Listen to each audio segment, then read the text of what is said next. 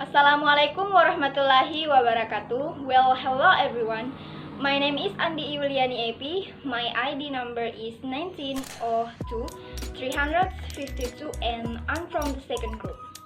Jurusan Bahasa Inggris, Universitas 19 November Kolaka University. Nah, kali ini saya akan membahas mengenai salah satu materi saya dalam mata kuliah pengantar pendidikan untuk memenuhi tugas saya.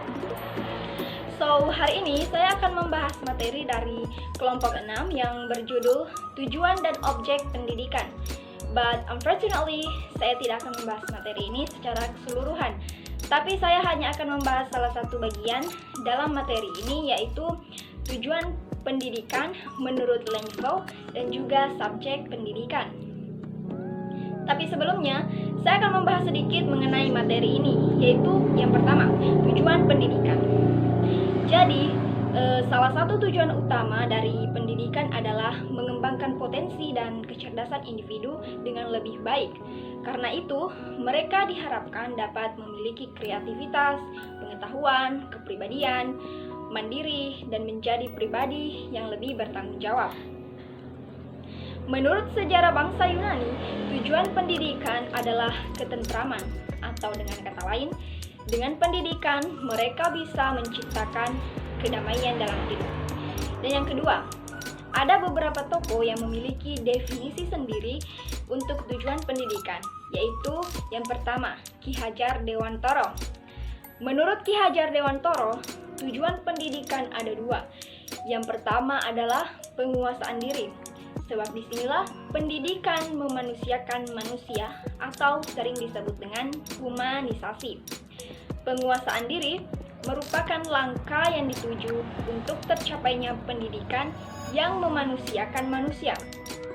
Dan yang kedua, ahli yang kedua yaitu John Dewey.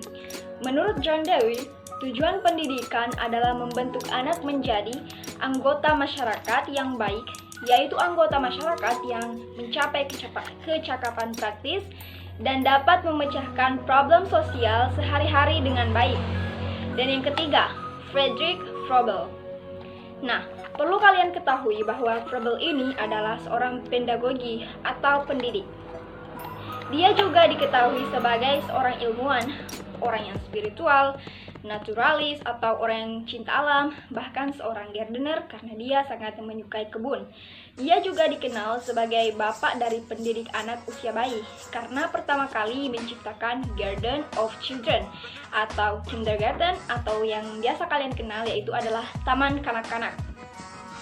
Sedangkan tujuan pendidikan menurut Froebel adalah perkembangan menyeluruh dari individu yang membentuk anak menjadi makhluk yang aktif.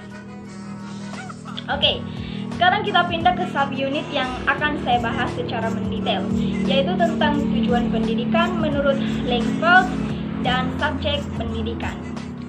Yang pertama, tujuan pendidikan menurut Langfeld. Sedikit berbeda dari para ahli yang lainnya, Langfeld ini mengkategorikan tujuan dari pendidikan menjadi 6, yaitu tujuan pendidikan umum, tujuan pendidikan khusus, tujuan pendidikan tidak lengkap, tujuan pendidikan sementara, tujuan pendidikan intermedier, dan tujuan pendidikan insidental. Nah, mari kita bahas yang pertama, yaitu tujuan pendidikan umum. Tujuan pendidikan secara umum adalah untuk mencapai kedewasaan jasmani dan rohani peserta didik. Pertumbuhan jasmani yang dimaksud dalam tujuan pendidikan adalah apabila batas pertumbuhan fisik maksimal yang bisa dicapai oleh seorang anak. Sementara kedewasaan rohani dalam tujuan pendidikan berarti mampunya seorang anak untuk menolong dirinya sendiri ketika mengalami kesulitan atau permasalahan dan mampu bertanggung jawab atas perbuatannya. Sehingga dapat dikatakan bahwa tujuan umum atau akhir pendidikan ialah membentuk insan kamil yang dewasa jasmani dan rohaninya, baik secara moral, intelektual, sosial, estetis, dan juga agama. Contohnya, seorang guru meminta siswa kelas 1 untuk merapikan krayon dan meja lipat setelah mewarnai. Secara tidak langsung, anak itu telah diajarkan tentang tanggung jawab. Jadi, sikap tanggung jawab ini akan membentuk sebuah kedewasaan dalam diri anak. Yang kedua itu ada tujuan pendidikan khusus. Tujuan pendidikan khusus ini merupakan pengkhususan dari tujuan umum itu sendiri. Kita tahu bahwa tujuan umum pendidikan adalah kedewasaan. Kedewasaan di sini masih general sifatnya. Banyak faktor yang membentuk kedewasaan, sehingga dapat dikatakan tujuan khusus dari pendidikan mencakup segi-segi tertentu. Pengkhususan tujuan ini dapat disesuaikan dengan kondisi dan situasi tertentu. Misalnya disesuaikan dengan seperti jenis kelamin anak didik, pembawaan anak didik, usia atau taraf perkembangan anak didik, dan juga tugas lembaga yang mendidik anak seperti keluarga, sekolah, masjid, masyarakat, dan sebagainya. Ada juga yang dikatakan falsafah negara dan kesanggupan pendidik. Dan tujuan yang ketiga adalah tujuan insidental atau sesewaktu. Tujuan ini merupakan tujuan yang menyangkut suatu peristiwa khusus dan merupakan tujuan pendidikan yang dicapai pada saat-saat tertentu dengan sifat seketika atau spontan. Boleh dikatakan sukar mencari hubungan antara tujuan insidental dengan tujuan umum atau kedewasaan. Namun sebenarnya, tujuan insidental tersebut terarah kepada pencapaian tujuan umum.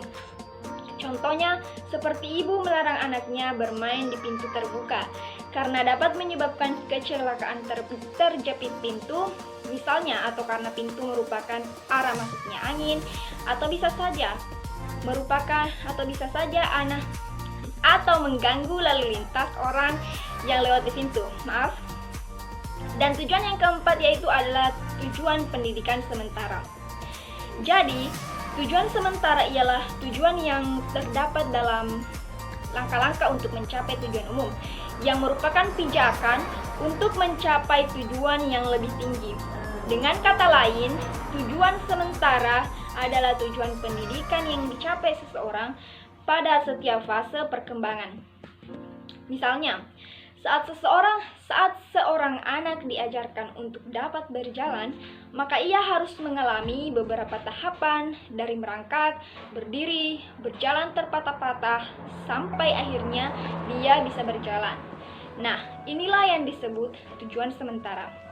Dan yang kelima, yaitu tujuan pendidikan tak lengkap. Tujuan pendidikan tak lengkap adalah tujuan yang hanya membahas tentang salah satu aspek pendidikan.